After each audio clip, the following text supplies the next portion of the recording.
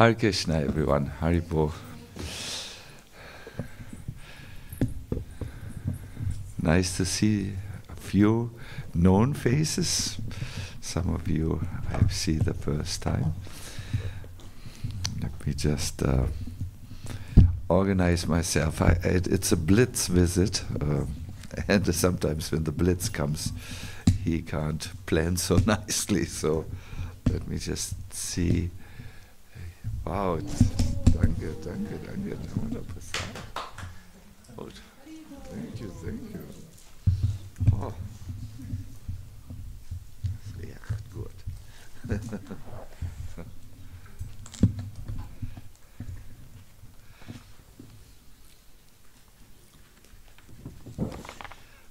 Hare Krishna.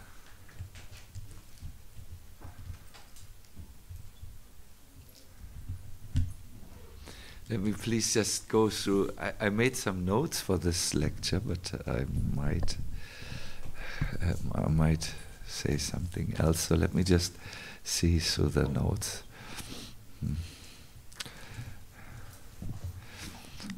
I think it might be interesting for you to know something about my life, but it's sometimes that I give 2 to 3 lectures a day, so I need to know what do I say to which audience, and I just need to go through this.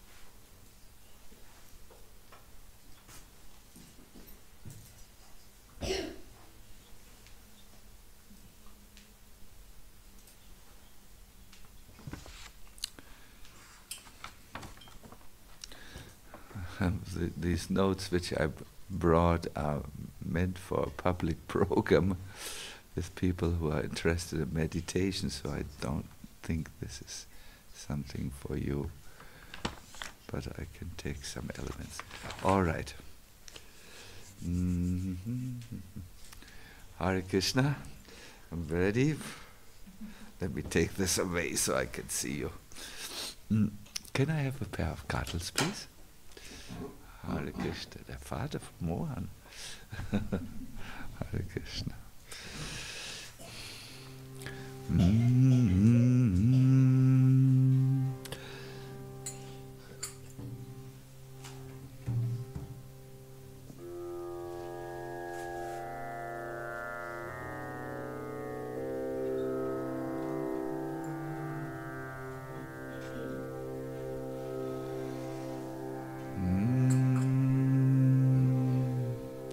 I always think when we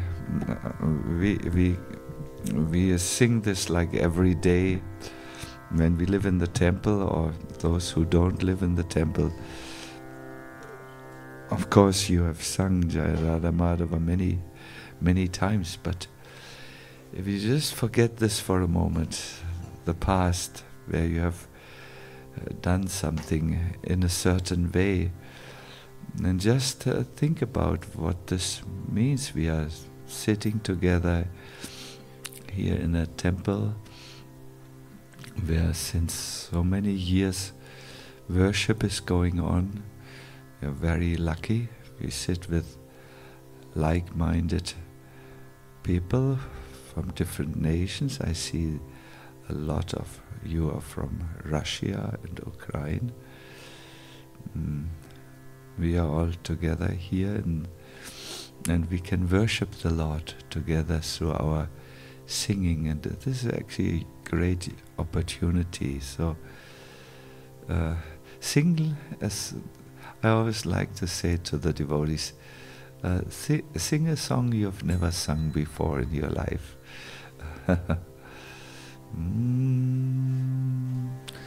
Jai Jai Radha Madhava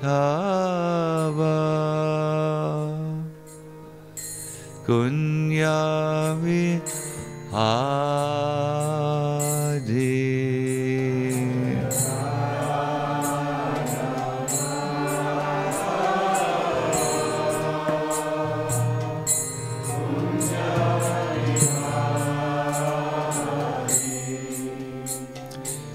Jai Radha Madhava Kunya Vihari.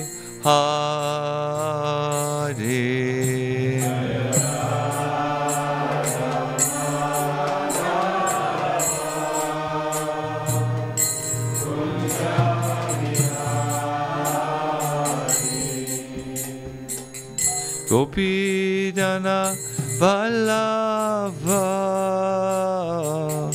Girivarat Hare.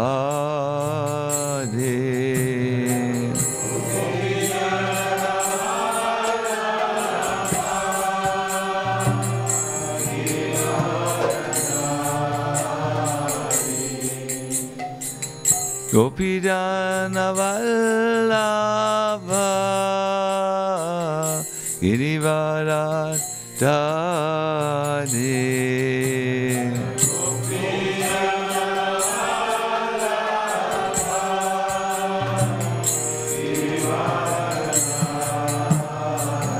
Yasodanandana Rajajanadan Jana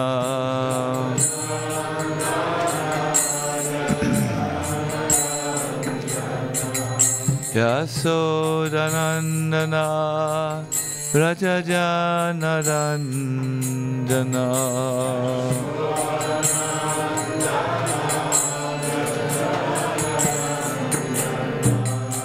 Yamunatira Vanachari.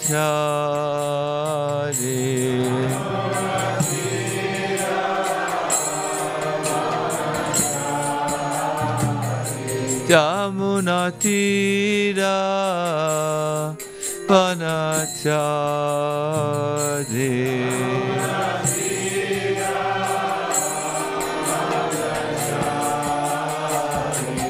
Jaya Radha Madhava Kunya Vihari.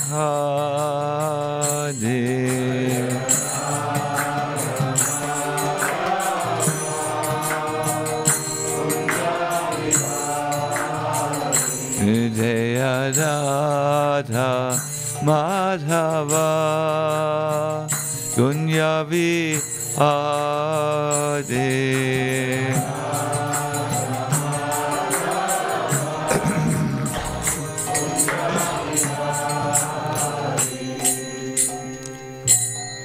Hare Krishna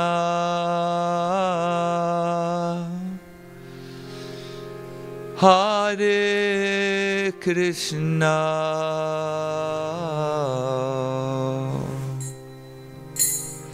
Krishna Krishna Hare Hare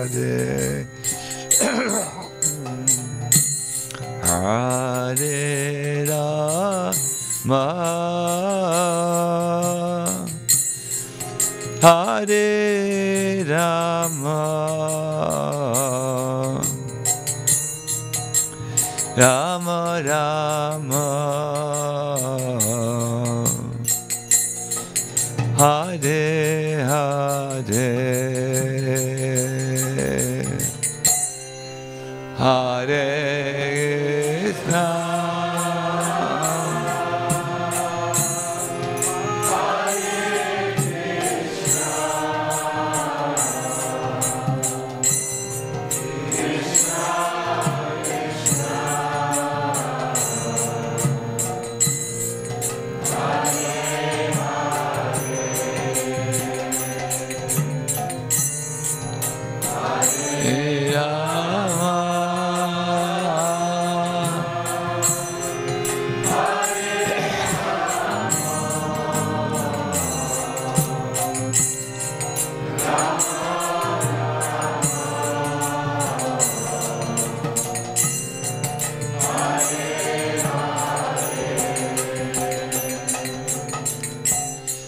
Hare Krishna, Hare Krishna, Krishna Krishna, Hare Hare, Hare Rama, Hare Rama, Rama Rama, Hare Hare, Hare Krishna,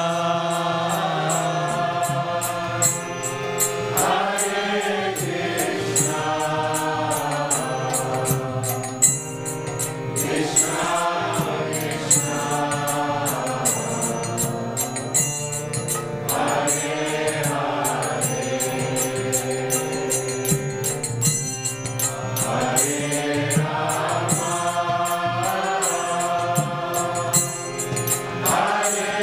Hare Rama, Hare Rama,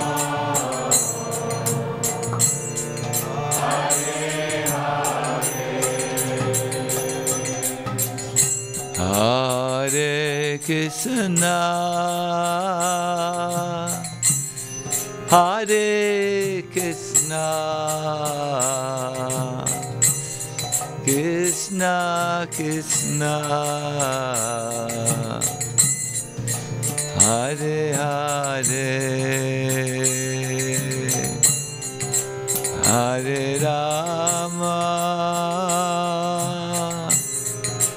Hare Rama, Rama Rama, Hare Hare.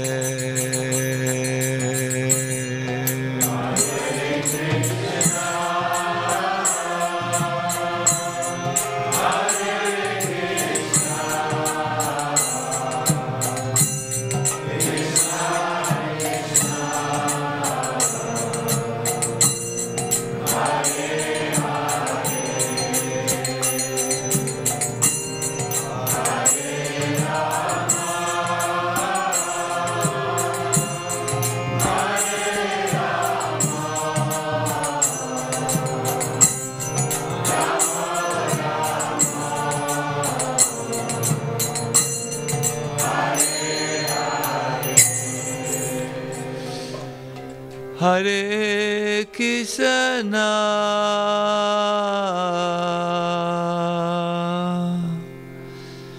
Hare Krishna,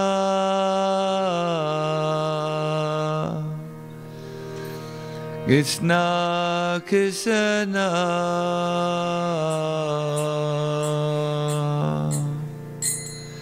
Hare Hare,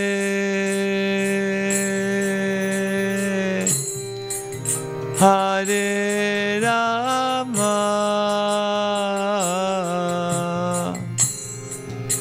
Hare Rama, Rama Rama, Hare Hare,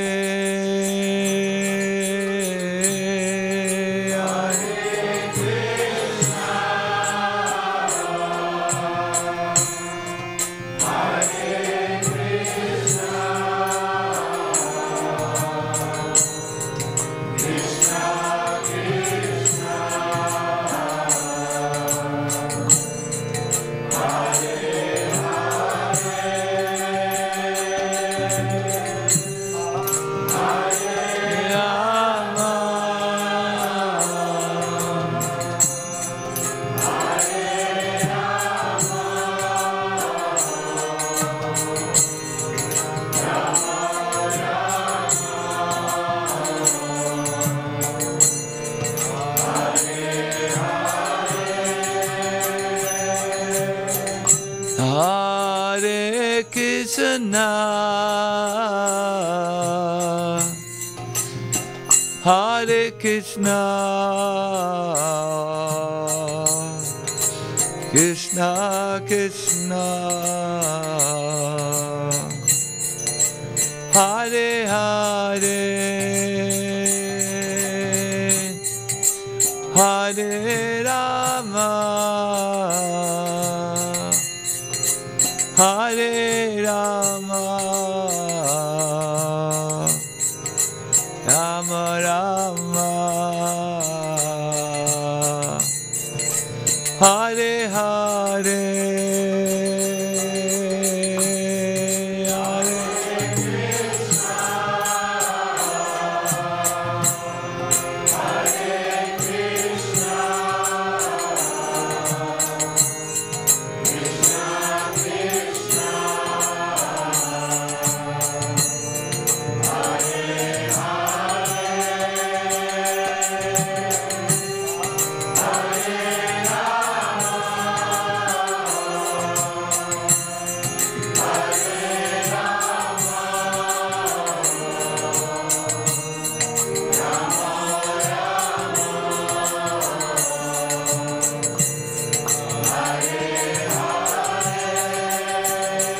Jaya Prabhupada, Jaya Prabhupada, Prabhupada, Chila Prabhupada.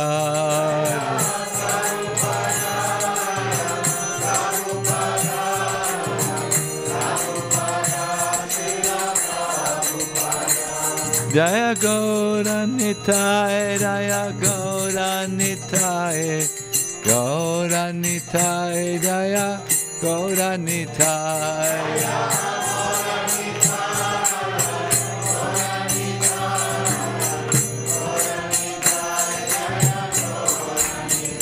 Jaya Jagannath, Jaya Jagannath, Jaya Baladeva, Jaya Subhadra. Jaya Jagannath, Baladeva, Nitai Gaura Hari Bol, Hari Bol, Hari Bol, Hari Bol.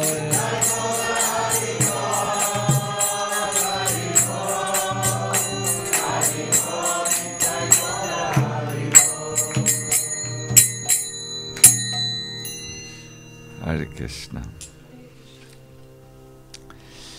Jaya Jaya.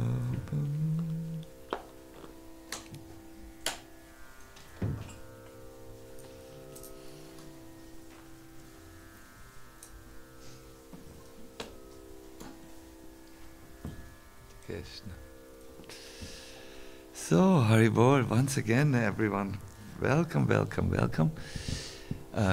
Damodar Prasad, jetzt, was ist unsere bevorzugte Sprache? Du kennst ja die Situation. Deutsch oder Englisch? Gut. All right. So now I remember reading the text, but could you please help me? It's 6 what? 6:10. And what verse, please? 10. Acha. Oh. Yes. No. Om Namo Bhagavate Vasudevaya. Om Namo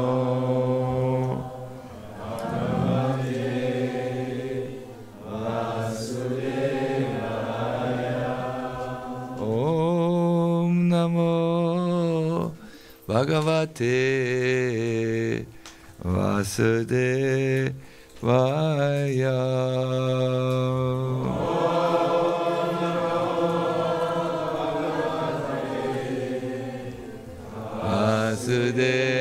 Vasudevaya. Om Namo Bhagavate Vasudevaya. Om Namo Bhagavate Vasudevaya.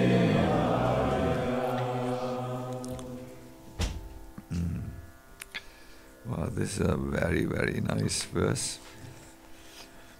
Aho dainyam, aho kashtam. Aho dainyam, aho kashtam. Parakyai kshana bangudai. Parakyai kshana bangudai. Yano pakuyat ashvater.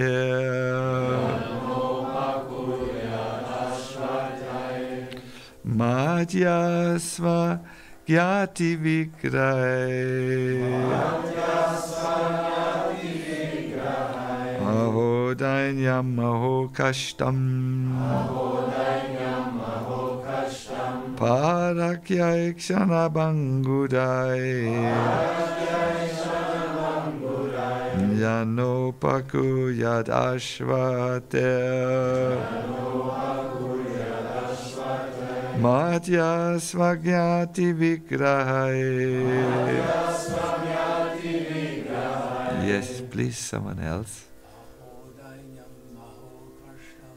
Aho dainyam aho kashtam. Parakyai kshana bangudai. Parakyai kshana bangudai. Yano pakuyat asvartai. Svagyati vigrahai.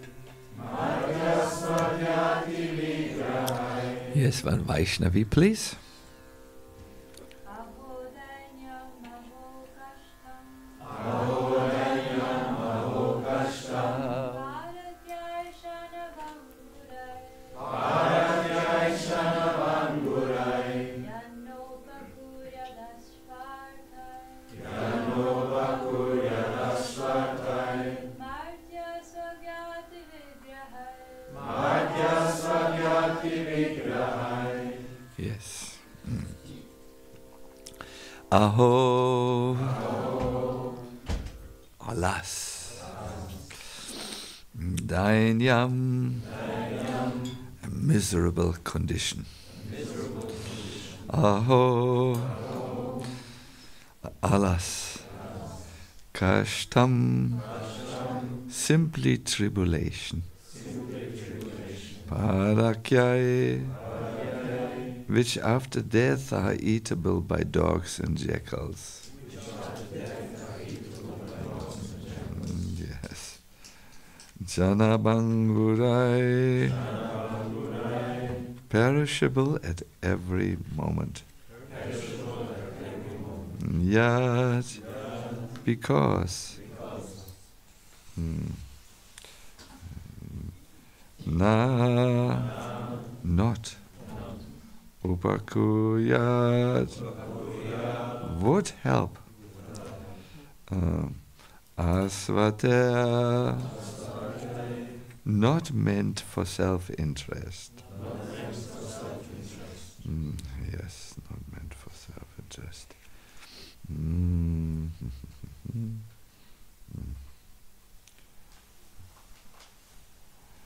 Madhya, a living entity destined to die.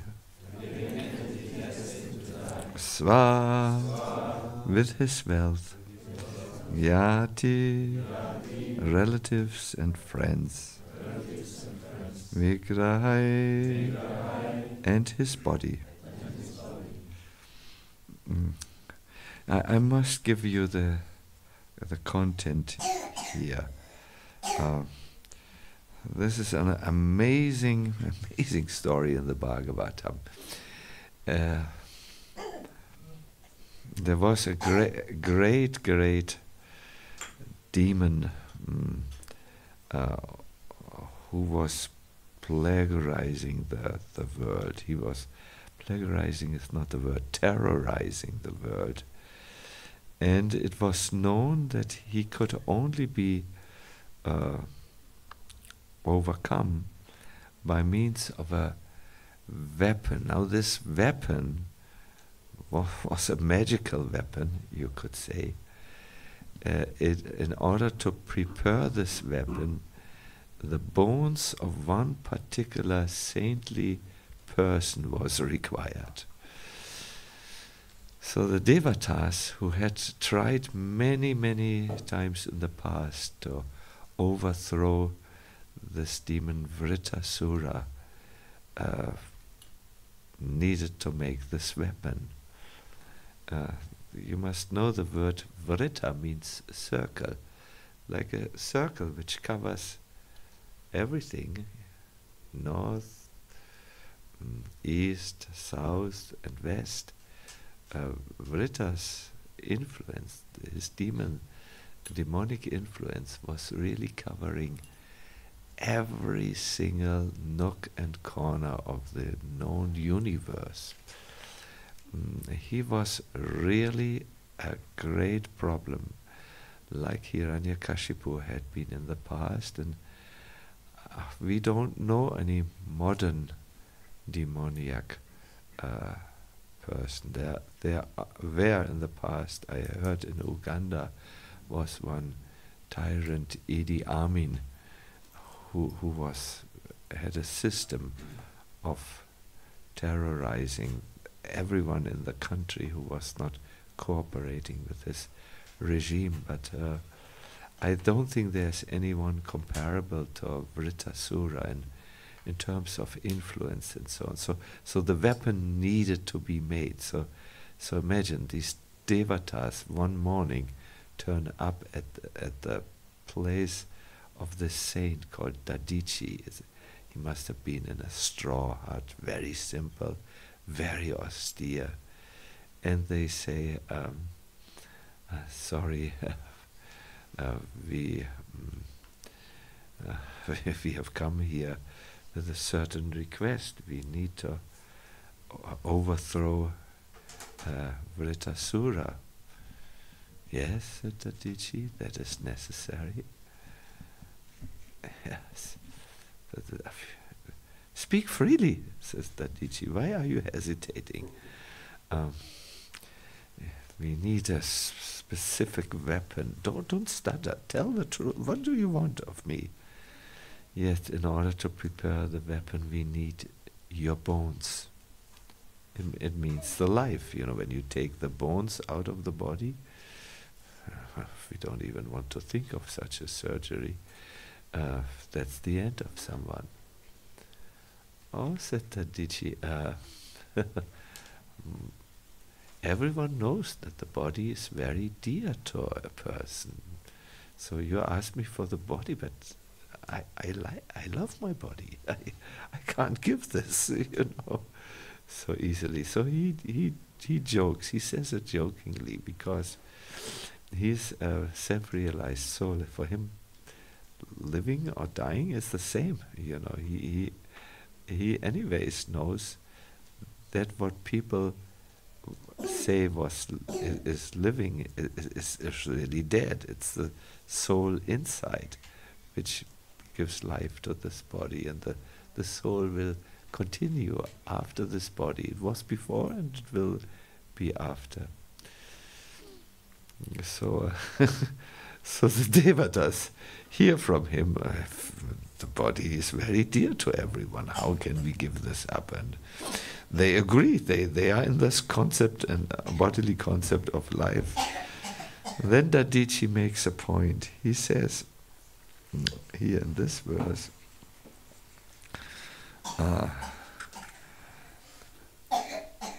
actually, he turns 180 degrees around. He says, this body, which is eatable by jackals and dogs after death, does not actually do any good for me, the spirit soul. Wow! It is usable only for a short time and may perish at any moment. The body and its possessions, its riches and relatives must all be engaged for the benefit of others, or else they will be sources of tribulation and misery. Do you know that everything which you have now, you will leave very soon behind? Do you know? Everything, your position, your everything. There's a Vedic statement, there's only one thing which will go with you. My dear devotees, it's not your impressive library which will go with you.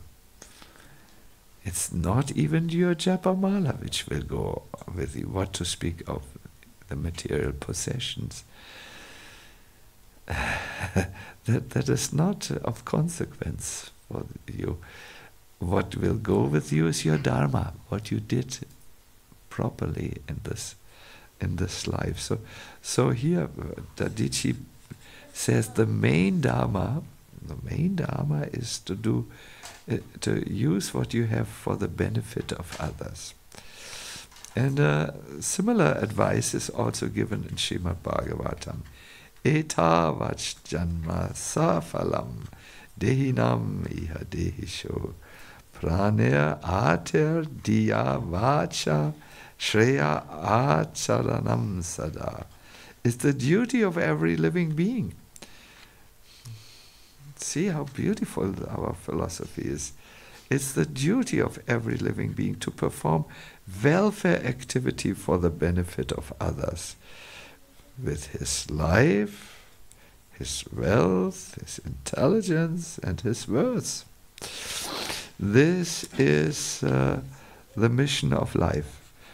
One's own body and the bodies of his friends and relatives, as well as one's own riches and everything else one has, should be engaged for the benefit of others. This is the mission of Sri Chaitanya Mahaprabhu, as stated in Chaitanya Charitamrita.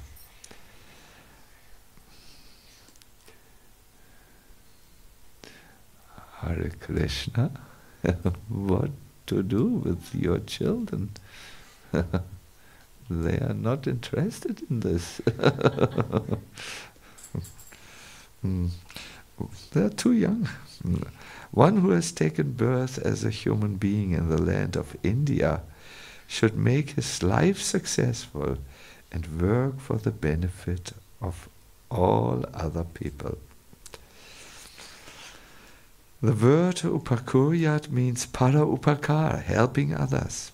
Of course, in human society there are many institutions to help others, but because philanthropists do not know how to help others, their propensity for philanthropy is ineffectual.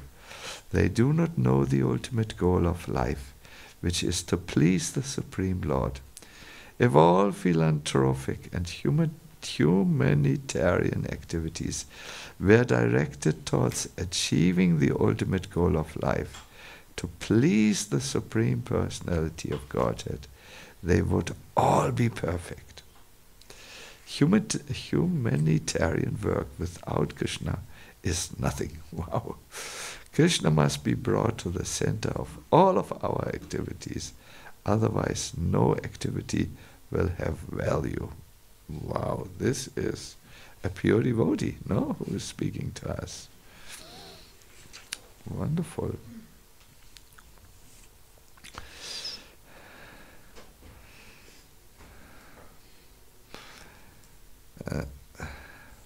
So here the logic is very simple. We will lose everything which we have now, except for one thing, that is Dharma, and the highest Dharma, Paro Dharma, is compassion, to do good for others, to help them grow, blossom, move forward, and so on. That is what we will take with us at the end of this one life. But yes, we are facing some difficulties and seeing this and being active on this level, because it seems there is something in us which wishes to turn to the body and use it as a way to find pleasure in this world. So we will look at this a little.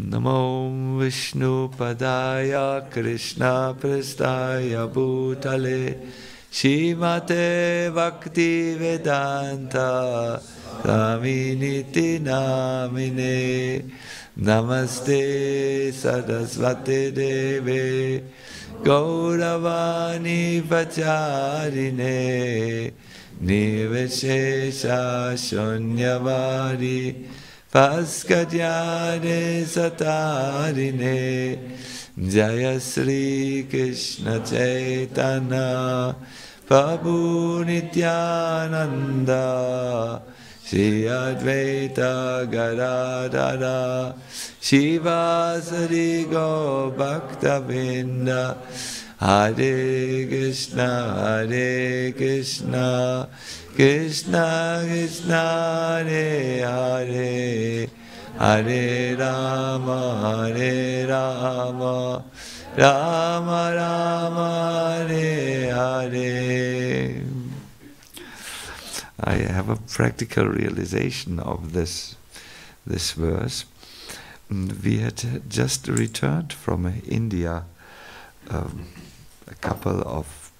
just a few weeks ago, and my body was very exhausted. I had done a whole month of tapasya for me, just doing my Kartik Vrata, of trying to really focus my mind and my life only on Krishna and his pastimes and all, his names, his form, his beautiful qualities, his pastimes and so on. But that was very tough for the body, to sit the whole day and chant from early morning till late in the evening. It's not so easy for when you become older, but I still wanted to do this because there's so much nectar, there's so much nectar when the mind can just forget the material world for a moment and enter the spiritual world. It's just so nice. It's actually the life of the mind is to remember Krishna and to be with Krishna. That makes us alive in a spiritual sense. So I had come back very exhausted. I'm still physically very exhausted. And first I came back to London, and we had a wonderful time there with we have bought a very wonderful retreat center on the countryside. We means Pandavasena, and we had done our annual retreat. Oh, you should have been at that retreat. We have so many nice speakers. Keshava Maharaj, Ghanshyam Priya or Mr. Jai Shetty. He's now very famous. And so on. And I was very happy to finally come back to Gaura Bhavan and take my rest. And then the devotees say, today is Christmas. Would you like to go and distribute food for the homeless? I said, I would like to sleep. But they said it's a unique opportunity, and they must need a lot of food, and they sleep under the bridges. They need a hot meal. So please, can't you just ask what I need? But at the end, it was clear we wanted to go to the homeless on the Christmas evening and distribute hot dal soup and chapati, some bread, some sweets, some tea, it's nice things which we made. So I remember, even when I was in the car, my mind was protesting. Sacinandana Swami, be clever. You are still in walking distance of Gaura Bhavan. You can say, drop me please, I'm going back to Gaura Bhavan where there is heating system, and I'm not going to Cottbus, which is the center of criminal activity in Berlin. That's where they all are. You can buy a human being, you can buy a slave for everything, you can, there's a lot of crime going on, and we wanted to go in the midst of that. But somehow I said, well, it's only one more day, and then after Christmas. So we went, and there was no one there on Cottbus. It was just so cold, it was foggy, it was dismal, it was really miserable, the atmosphere. At least I was not the only one who was a misery.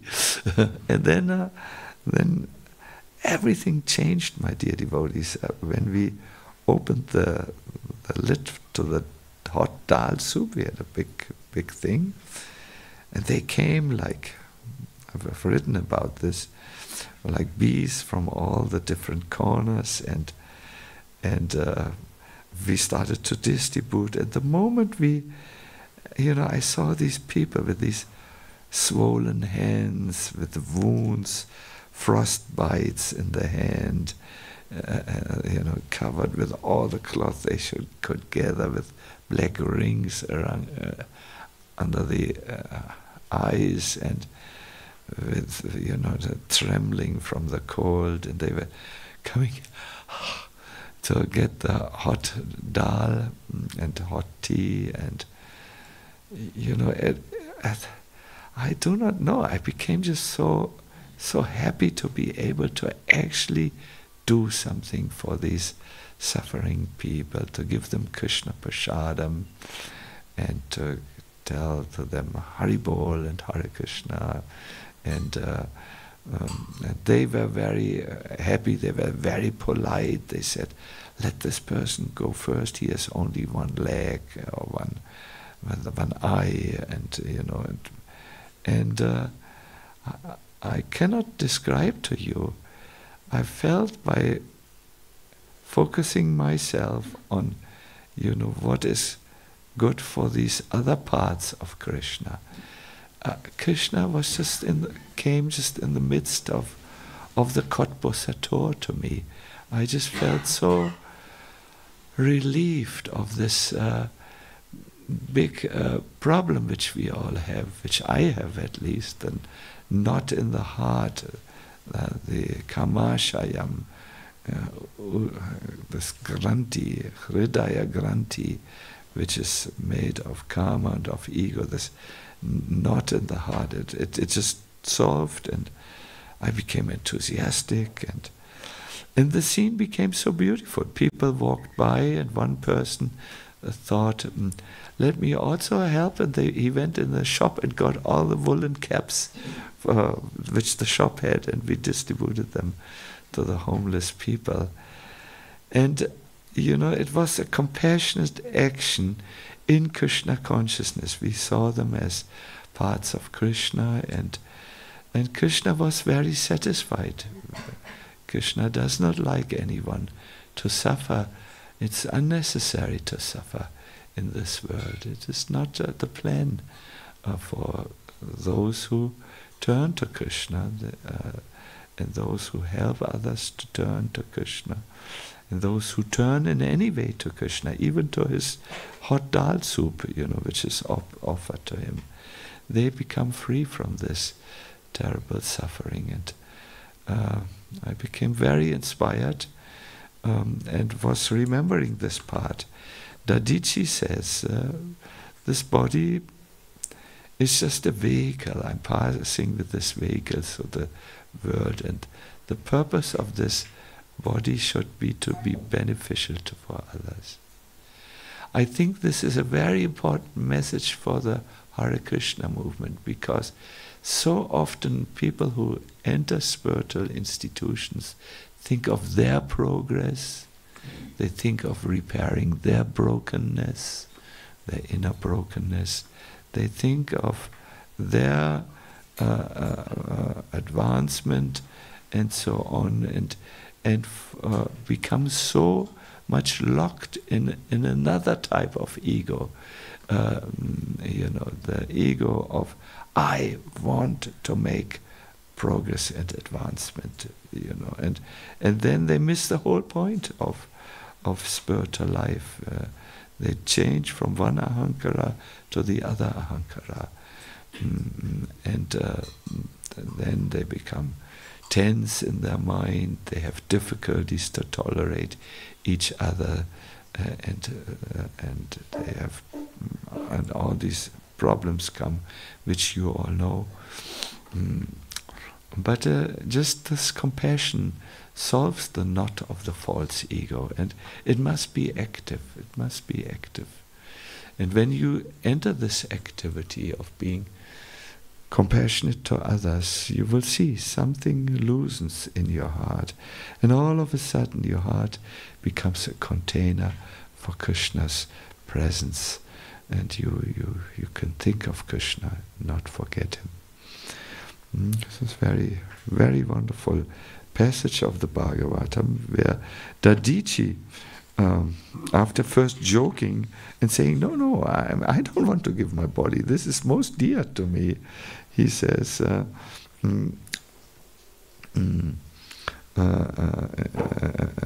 I want to do what is best for others. I want to help them. If you need this body to make the universe and a good demon-free place, you please take it. Shukadev Goswami said, Dadichi Muni, the son of Atava, thus resolved to give his body to the service of the Devatas. He placed himself, the spirit soul, at the lotus feet of the Supreme Personality of Godhead, and in this way gave up his gross material body made of 5 elements. It is said Kamadhenu, a cow from the spiritual world, came and affectionately licked the body of Dadichi, like cows do, and whoop, the soul went to Krishna, and the body was there, the bones were there for making this magical weapon. It was painless, it was very elegant, very nice. And Gomata was there, and he went back to Godhead just like this, without, it was not really a death in the tragic sense in which we see it. It was a passing to a better, to the Lord. My dear devotees, this is one of millions of lectures which you hear about a lofty idea, also ein abgehobenes Ideal, ne? Compassion. Puh. Sacinandana Swami, you're talking to modern people, let's be practical. You know, this doesn't work. It's like so many of our lectures where we present the ideal, for instance, of love, of Godhead, of spontaneous tears of affection. And I must say I have become more interested in the way than in the goal. How can we go there, really? How is it possible? And one very important point, I think, for a modern devotee to work with is to see that he needs to, let me say, develop a good mind. Develop a sattvic mind in which spiritual thoughts can take root and grow into something very practical, something very visible. If the mind is disturbed, it is very difficult that Krishna consciousness takes root in there, because the disturbed mind cannot think of anything else than, flight or fight, or thinking of repairing the brokenness inside. Prabhupada said once something very interesting about this disturbed mind. He said, when something has dropped in the water, in the river, you cannot see the things that are dropped within the water by agitating the water. Just stand still for some time. As soon as the water is settled up, you'll see the things as they are. So as soon as our enthusiasm is agitated, it is better to sit down in any temple suitable and chant Hare Krishna. There is no question of being disappointed. After all, we commit so many mistakes. That is human nature. To err is so human. That is not a fault. But try to rectify this with a cool head. He says, when the consciousness is muddied, you can't see anything clearly. When the consciousness is agitated by material desires, by just surviving in this Kali Yuga, when the consciousness is agitated by looking at the exciting new president of the United States of America, an example of clear-headedness, then it occupies the devotees so much. And because the mind is, when it's agitated, usually connected with the things it's thinking about, it cannot think of Krishna. There's a verse which Krishna says, I've written it down. Nashti buddhir ayuktasya, nacha yuktasya bhavana, nacha bhavayata shantiya, asantasya kuta sukham. One who is not connected with the Supreme in Krishna consciousness can neither have a transcendental intelligence nor a steady mind, without which there is no possibility of peace. And how can there be happiness without peace? No, this inner peace is when this is gone, because the mind is agitated by the things of this world. When that peace is gone, the mind is muddied is full of the things it is agitated about, and as a result, there's no place for Krishna there. This is a big problem for many, many, many devotees. They are unsettled because of just life in Kali Yuga, or because of Kali Maharaj, who has done another thing, or because of their own traumata which they have, their own unresolved problems which play into their consciousness. You need a clear consciousness where there is no mud going on. There's a very nice passage in the 3rd canto of the Bhagavatam, which I want to bring to your attention. Hare Krishna! He's also knowing something to say. So it's about the embryo who, this must be a soul who practiced Krishna consciousness in a past life.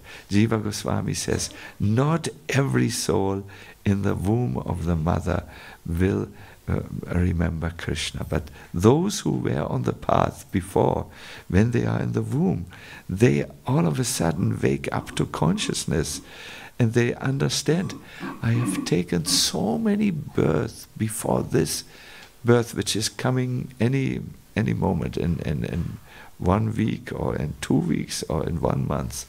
The soul which has been in a previous life on the spiritual path remembers all of a sudden and wakes up to clear consciousness. It's as if all of us here would have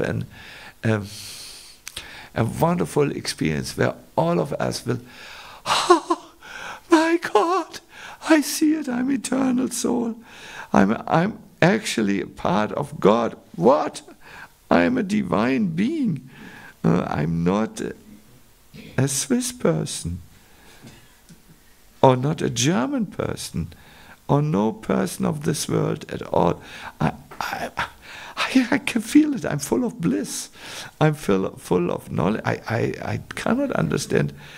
Was there any misery in my mind before? That's the awakened soul. So this type of awakening takes place for some people who were on the path in the womb of the mother. They see everything. They see themselves. Maybe our little friend in the corner remembers this moment. They see everything. Everything is clear to them. They see actually Krishna in the heart next to them.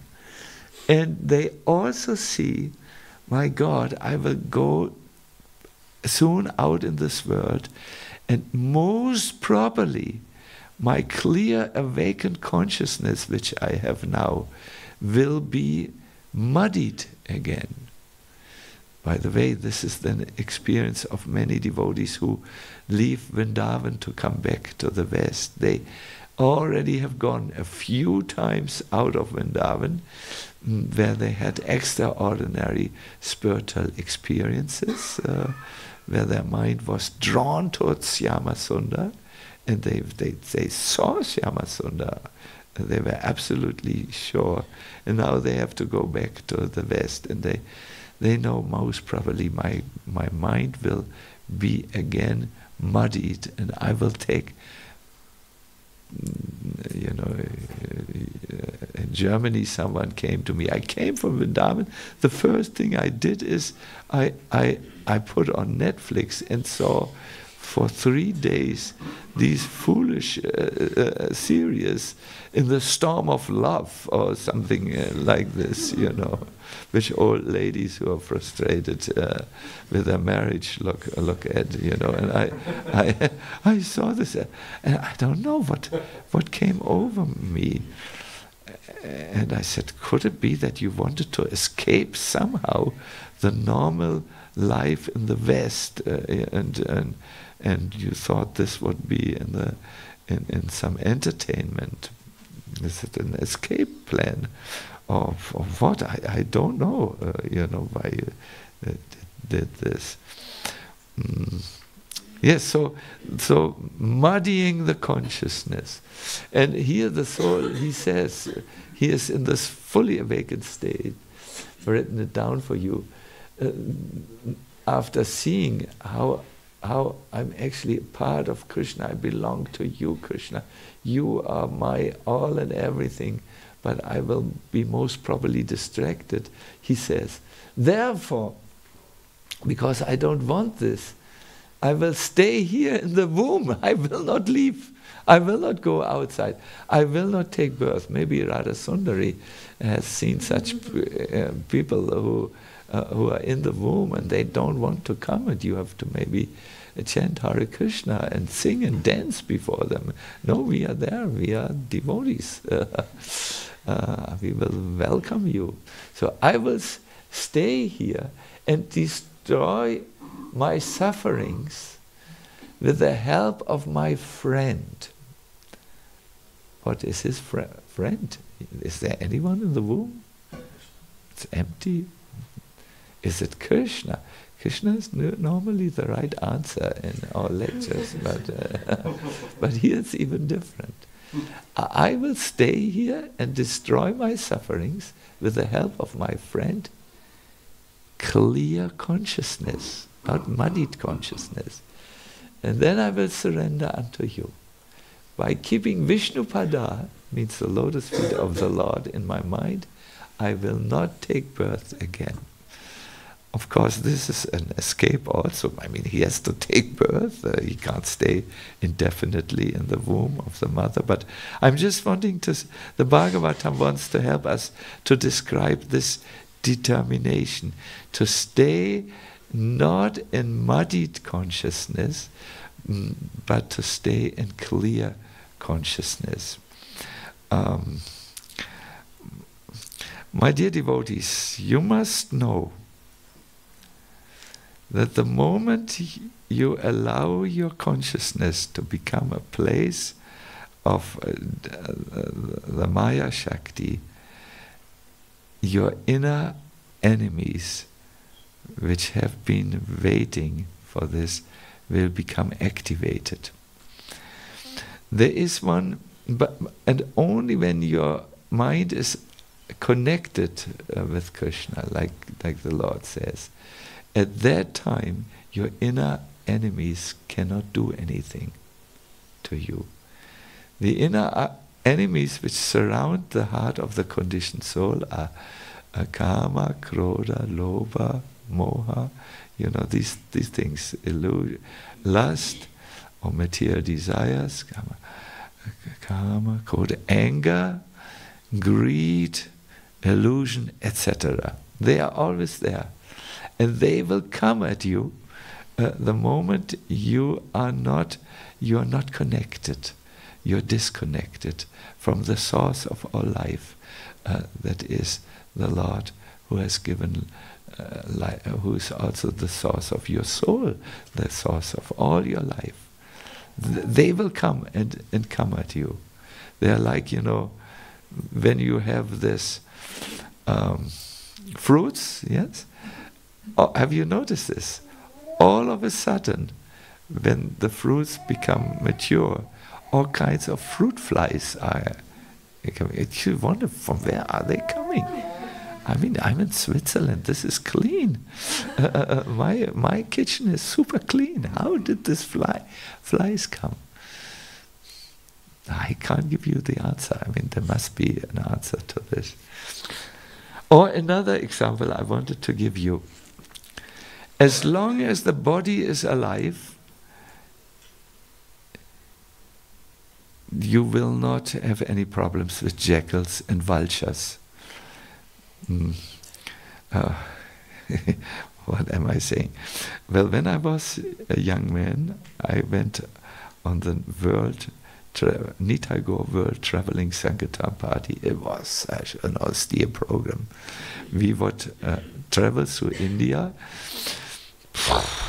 I could write a book. You won't believe what we saw.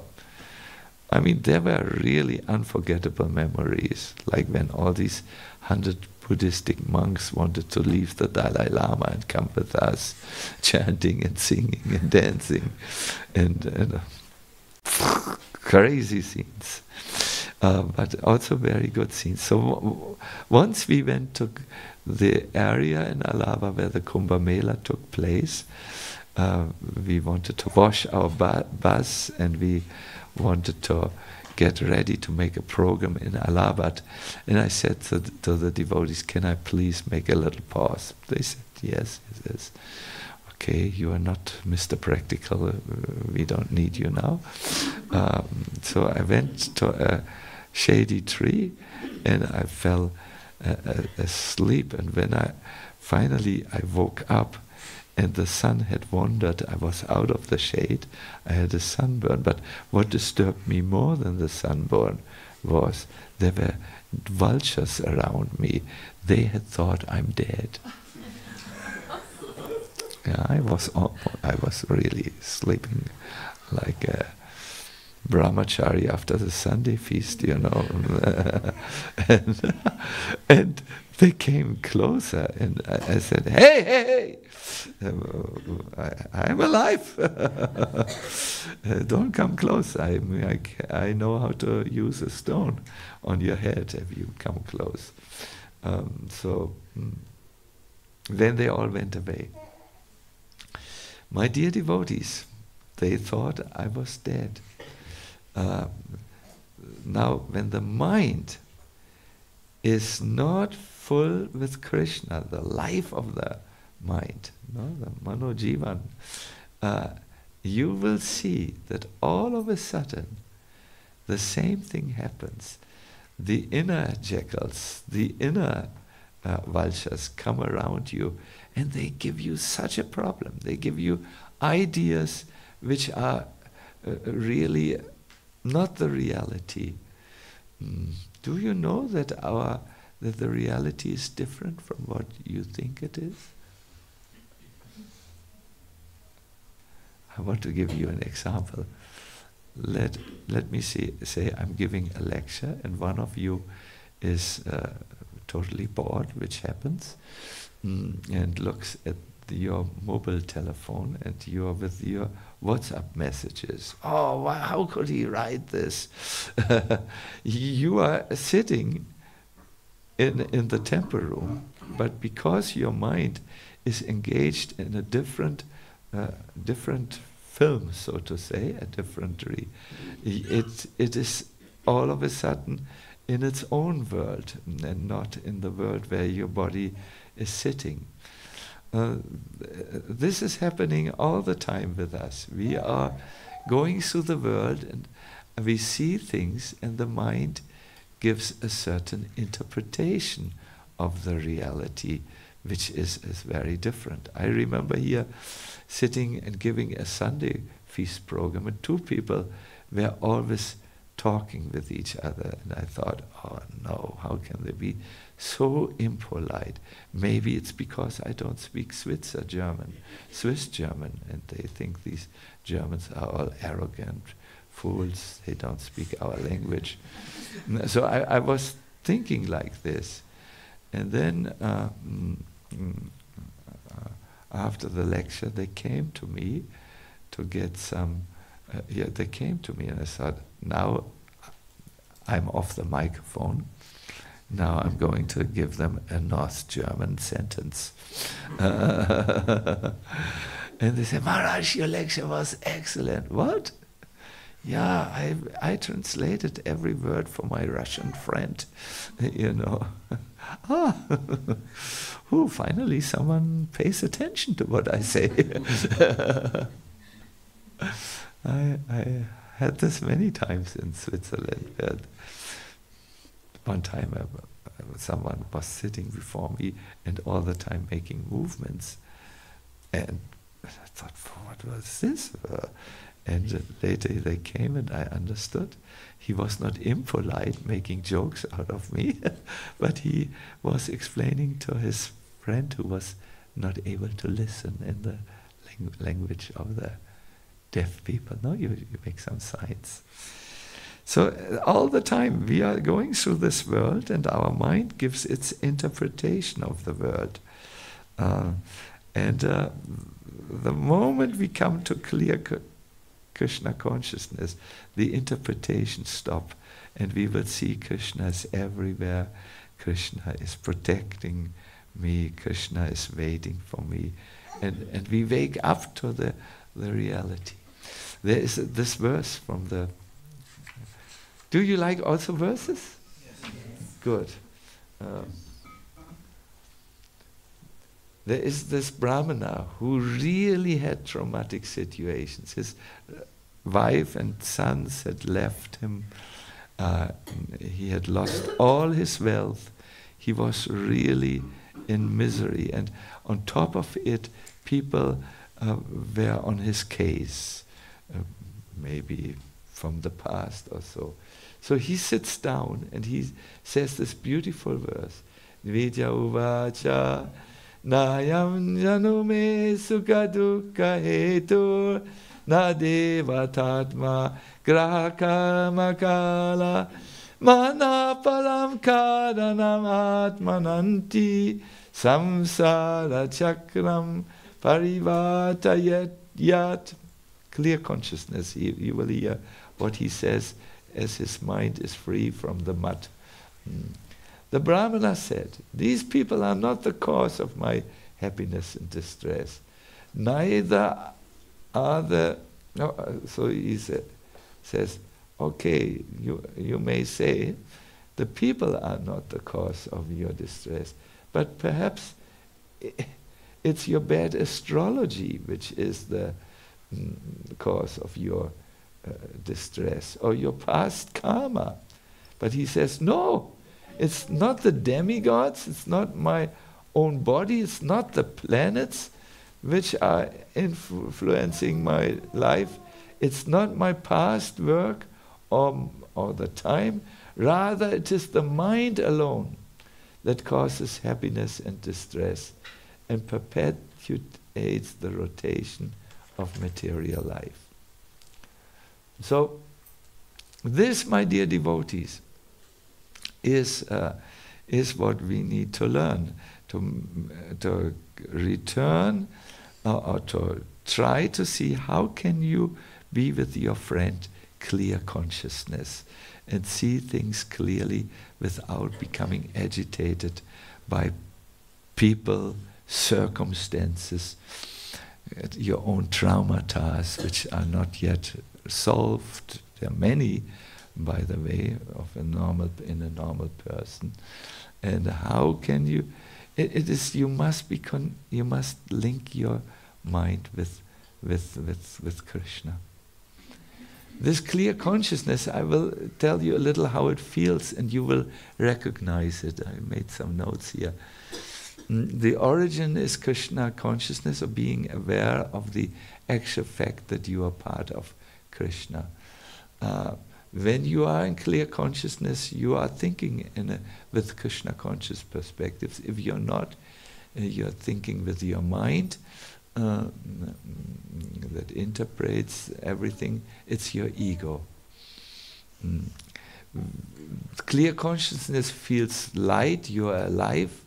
When you are in muddied consciousness, it's heavy and stressed all the time. When you are in clear consciousness, you're usually thinking only in possibilities. There are so many opportunities. When you are in the thinking mind is, oh, everything is difficult nowadays, you know. Look, 25 will be the year of changes and my karma will get me. You know, it is when you are in clear consciousness, you feel love in your heart. When you are not, you are afraid usually of many things. And when you're in clear consciousness, Krishna consciousness, things happen effortlessly. And when you're not, you have to make always endeavors for even the smallest things. So this clear consciousness, this means connected consciousness. You need to find out for your own self when you feel in connected consciousness. I know Nanda, I think you feel clear consciousness when you sing for Krishna, no? And when you sing bhajans perhaps and meditate about the bhajans, then you feel, isn't it? We feel like, it's the mud settles, which we feel. And I feel in clear consciousness,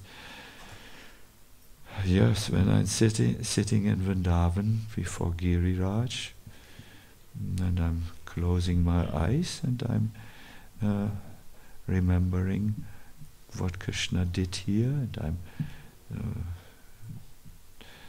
seeing his feet, his dhoti, and everything, and then it's like the sunrise in my consciousness, and all the inner darkness will go.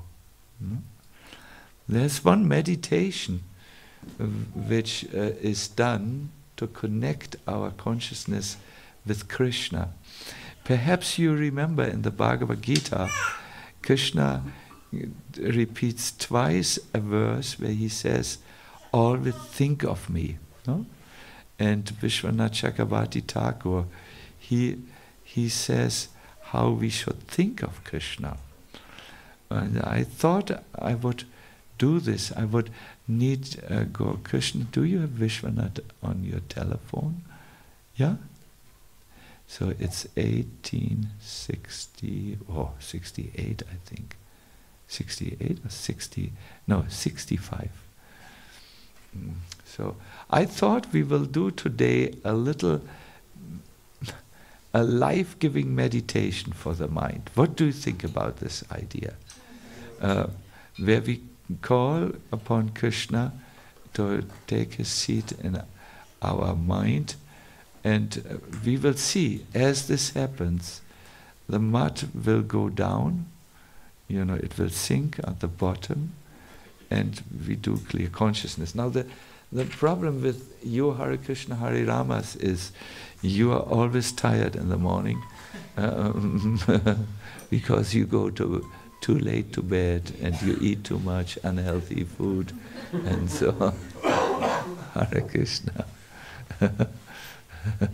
Yeah. Yes. Hare Krishna. I'm joking. It's a joke in the family. No, a family that can laugh about it is good. Mm-hmm.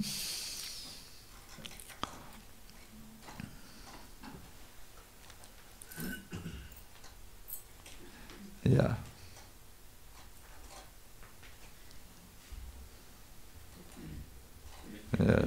Yes. Wow, thank you. So, Sacinandana, jetzt kommt die Herausforderung des Morgens. Meditieren.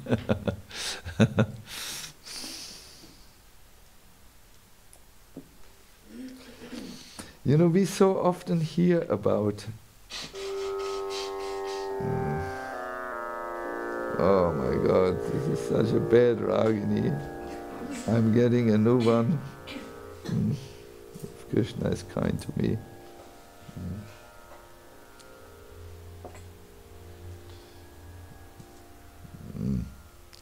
Good. My dear devotees, were you with me? I wanted to say, compassion is such a good activity for all of us. And then I wanted to make the next point, that our mind is often thinking in selfish terms. And I wanted to introduce you to the logic of Dadichi Muni, who says, no, this world, this body and everything is temporary. Use your energy for doing something good for others.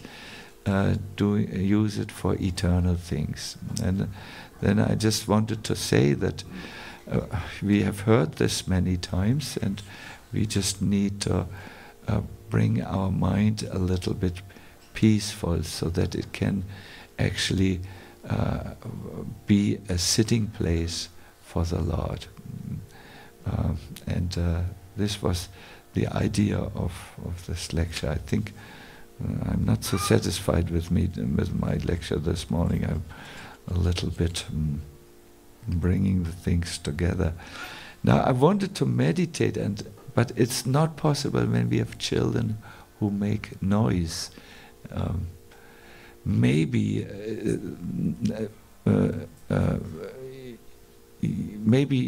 I know we have beautiful rooms there.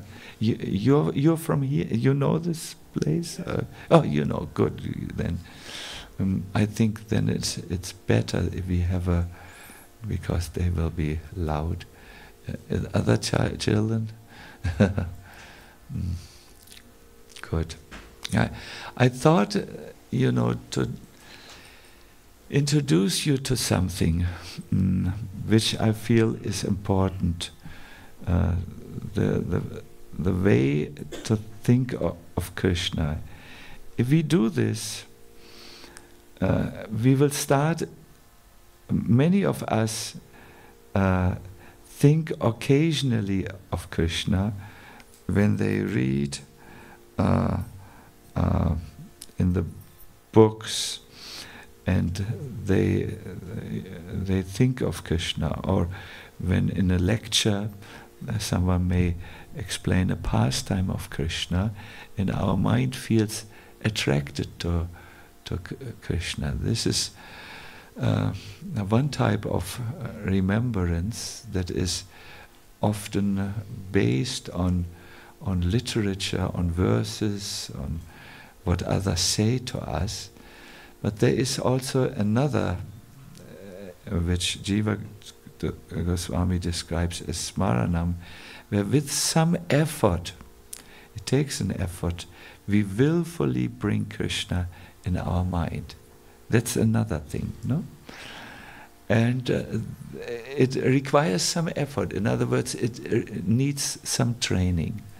Like yesterday I was in one devotee's home who had heavy weights, and it was clear to me I could not train with these weights because I can only train with up to 8 kg, but this was 24 kgs, Arnold Schwarzenegger category, and I'm not trained. So in the beginning of Smaranam, we can willfully bring a subject in our mind, and then it will go. And when you make a little bit more advancement, your mind is able to hold the subject matter. Like a telephone number that you don't want to forget. The mind can hold it. Okay, what was it? 6, 1, 3. I can't even give an example. I'm so bad in numbers. 4, 6, 1, 3, 4. 6, 1, 3, 4. 6, 1, 3, 4. 6, 1, 3, 4. I can, for instance, remember 108. That's as far as my memory goes, So, but you can train this. You can have 1088, it's possible. So this is how you start. Of course, when you have taste in Krishna, it is very easy to remember Krishna, because you remember things you have taste in. But the Ajata Ruti Sadhaka, the one whose taste is not yet born, he needs some help, some prompting. And this is what we hear in the Gita. In the Gita, Krishna says, always think of me. And Ramanujacharya will say, think of the 7 oceans of Krishna's beautiful qualities. He wants to give us some taste. Vishwanath Chakravarti Tagore says, to always think of Krishna means to do a little meditation. And I wanted to introduce you to this. It's very very beginning, but wonderful. You will like it very much. I will read the text to you and then we will meditate. Is it good for you? Good. Give your mind as a gift. He says, as the phrase manmana means, give your mind as a gift to me. Syama Sundar, with moon-like face, with shining locks of hair, beautiful eyebrows, and with glances of sweet mercy that rain nectar on you.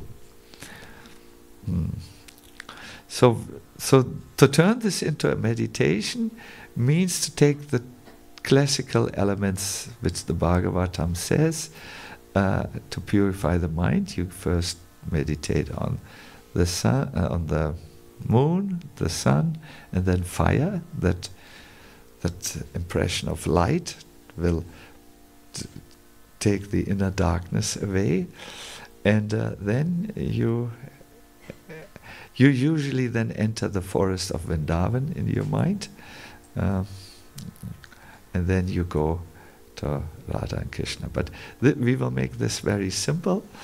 I want to request you to sit properly. You have to see a little bit. It's not so easy to sit properly. You want to open your chest because you want to breathe. We do a few deep inhalations and exhalations.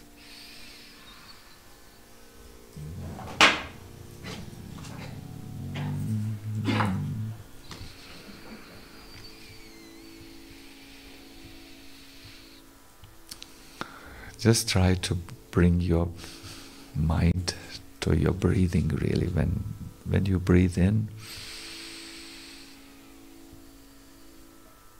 you're only with your mind in your ingoing breath. Some of you are doing it with too much force, just very simple and relaxed. You will see, sometimes it's not so simple to be relaxed. There's so much tension in the heart and in the mind, but just keep on breathing.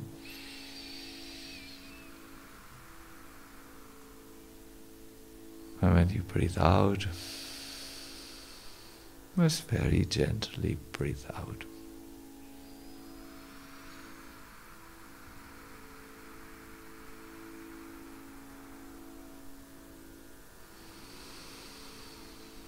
Yes, I know.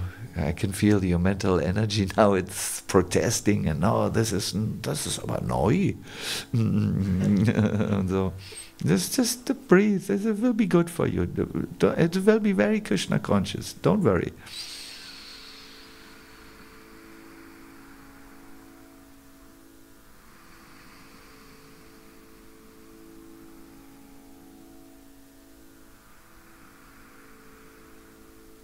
As you breathe in, you know that you are breathing in. You stay alert, attentive.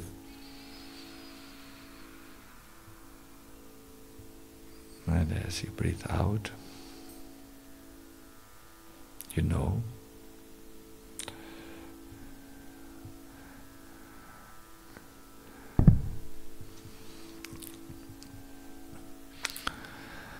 If you have not closed your eyes already, please do so now. And think of a night and a full moon. The night, no? Remember the last time you looked up, saw this silvery moon, which has this very soft light, beautiful light.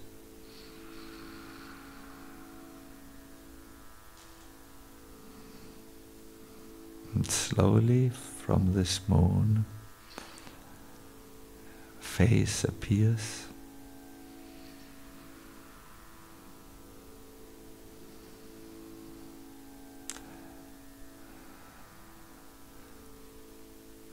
shining locks of hair.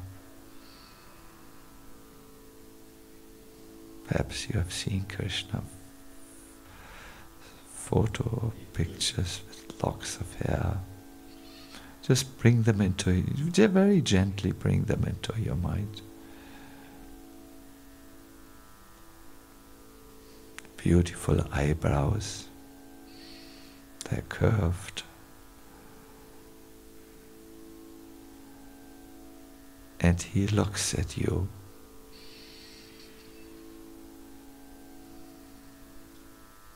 And you look at him. Perhaps you have seen the deity of Lord Sacinandana in Vrindavan.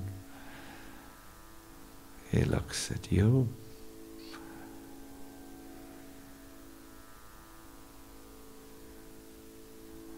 And you look at him.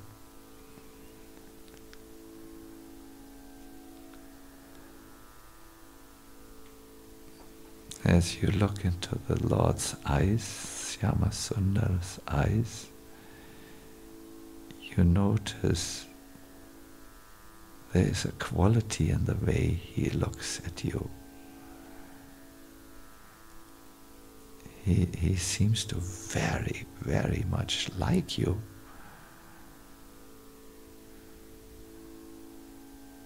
And his glances, or the way he looks at you, is full of mercy. He actually wants to help you. He wants you.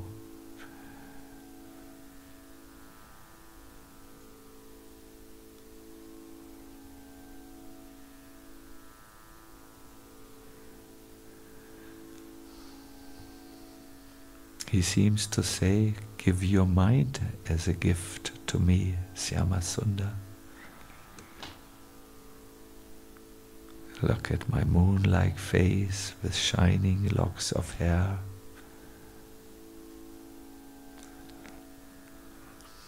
Beautiful eyebrows. And my glances, the way I look at you, so full of mercy. So stay with this as you sing.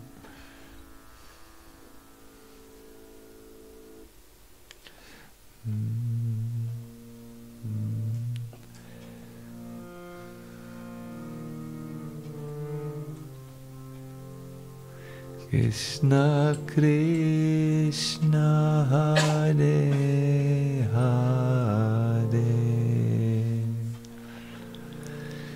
Hare Rama Hare Rama Rama Rama Hare Hare Hare Krishna Hare Krishna Krishna Krishna Hare Hare Hare Rama Hare Rama Rama Rama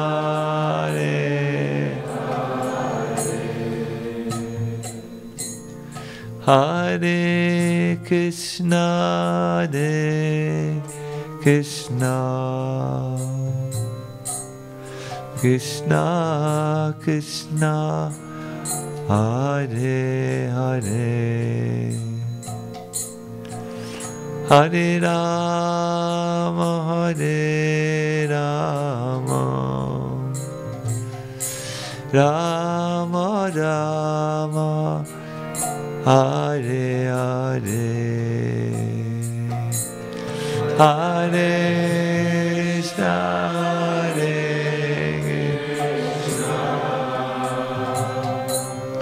Krishna Krishna Hare Hare Hare Rama Hare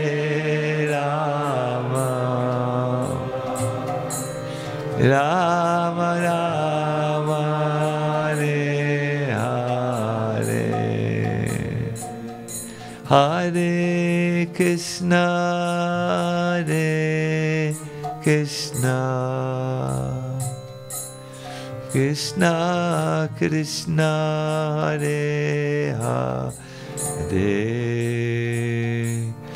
Hare Rama, Hare Rama, Rama Rama, Hare Hare, Hare Krishna,